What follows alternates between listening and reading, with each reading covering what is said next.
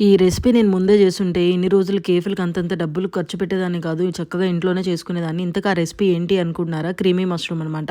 So, first కొంచెం butter వేసేసుకొని mushrooms toss చేసుకోవాలి. అవి కాస్త ఫ్రై అయిన తర్వాత అందులో కొంచెం చిల్లీ ఫ్లేక్స్, ఆరిగానో అండ్ కొంచెం సాల్ట్ అండ్ లాస్ట్‌లో కొంచెం కొత్తిమీర ఏసేసి గోల్డ్ వచ్చే వరకు ఫ్రై చేసుకొని పక్కకు పెట్టేసుకోవాలి. సేమ్ ప్యాన్‌లో ఇంకొంచెం ఒక టేబుల్ స్పూన్ బటర్ వేసేసుకొని, ఒక టేబుల్ స్పూన్ మైదా వేసేసుకొని బాగా ఫ్రై చేసేసుకోవాలి.